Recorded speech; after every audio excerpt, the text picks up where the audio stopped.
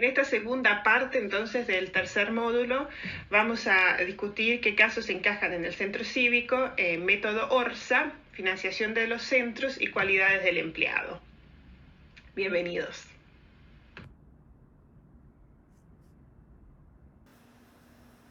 Si deciden empezar a trabajar de una forma parecida a un centro cívico, muchas veces el problema es que hay muchos departamentos dentro de una municipalidad que tienen sus propios presupuestos y que el centro cívico en realidad trabaja con todos esos departamentos. Entonces surge un problema de presupuesto, es decir, quién paga al centro cívico y cómo hacemos.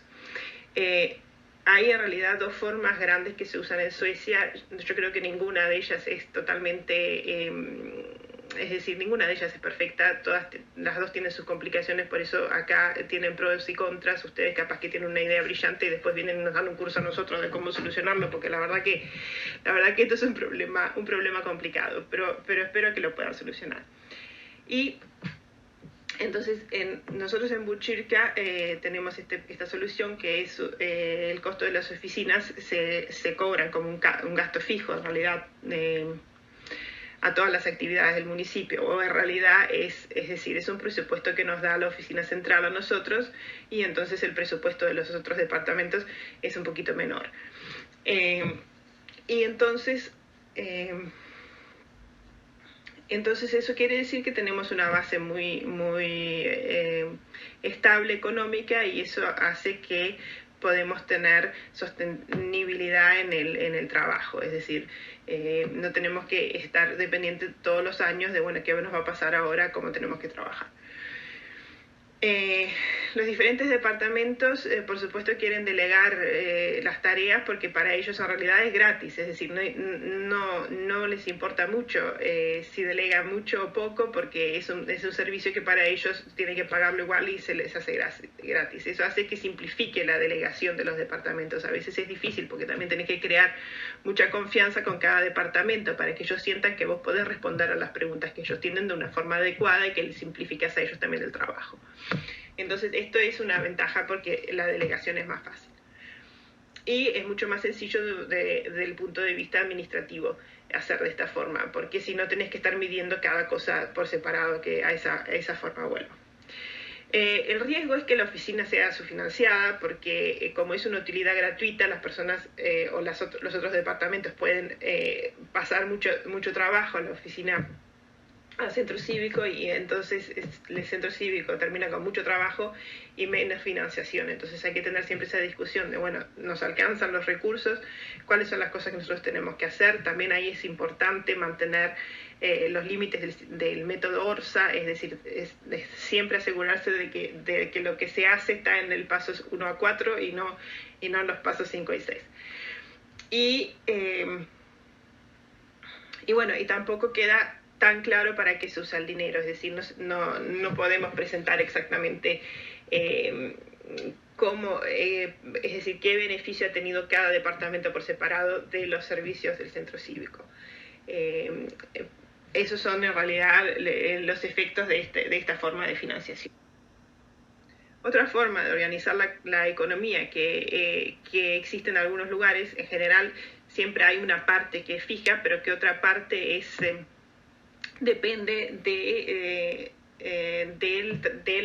servicio en realidad que brinda el centro cívico a los diferentes departamentos, y los departamentos en realidad entonces le pagan al centro cívico por los servicios que brinda.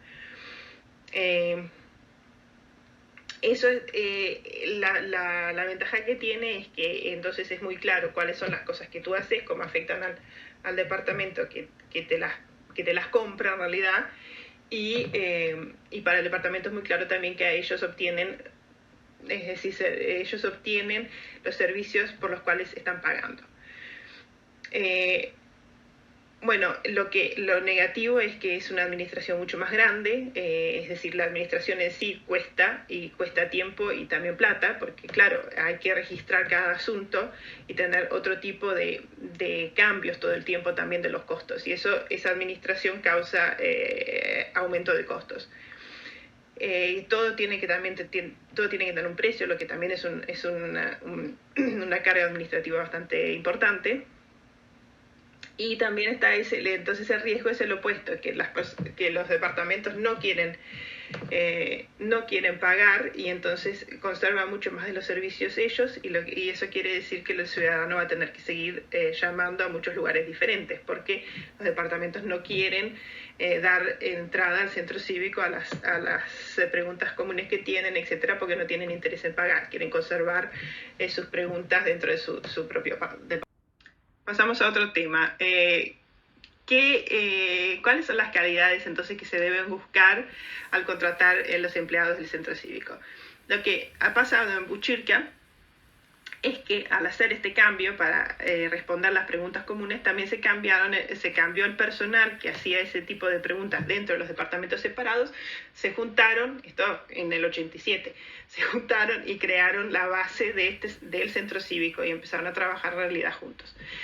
El problema de eso fue que el personal que se juntó no siempre era el personal que era más adecuado para trabajar con este encuentro diario con las personas. No era el trabajo que habían solicitado ni tampoco era un trabajo que tenía muchas ganas de hacer. Y eso, por supuesto, los primeros años afectó bastante la calidad del servicio que se brindaba. Entonces yo quisiera darles algunos consejos de qué pensar. Fundamentalmente, es decir, al empezar a trabajar con un centro cívico es importantísimo contratar verdaderamente las personas que tienen las calificaciones y las calidades adecuadas para ese tipo de trabajo, porque es un trabajo en donde tenés que tener mucho amor por el ciudadano y mucha capacidad de encontrarte con diferentes situaciones y de adaptarte en el momento, porque como las oficinas son abiertas, puede entrar cualquier persona en cualquier momento con cualquier pregunta, tenés que tener esa flexibilidad que es muy fundamental y no te puede cansar la interacción con los ciudadanos, porque bueno, hay los que prefieren hacer trabajo administrativo, pero ese tipo de persona en general no tiene mucho éxito dentro de un centro cívico, porque ahí es importante tener la parte administrativa, pero también tener esa parte del contacto con el ciudadano y que te guste la interacción. Entonces, bueno, es importante tener una amplia competencia, un conocimiento general de cómo funciona el servicio público, es decir, tener esa idea de cuáles son las conexiones que hay dentro de diferentes departamentos de la municipalidad, cómo funciona una municipalidad, la base legal también hay que tener idea.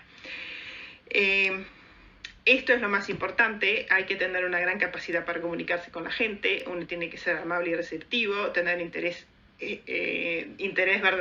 verdadero por el ciudadano y el contacto con el cliente, es decir, porque en esa interacción es que se hace mucho del trabajo y de la ayuda que puede obtener el cliente por el tipo de interacción y apoyo que se puede dar. Y bueno, lo que ya les dije que también, que no te puede estresar lo inesperado. En los centros cívicos siempre pasan cosas inesperadas, nunca sabés cuando entra una persona cuál es el problema que tiene y te tenés que poder adaptar. Tenés que tener conocimientos y tener buen control sobre los elementos electrónicos, es decir, el poder manejar bien una computadora y usar los servicios.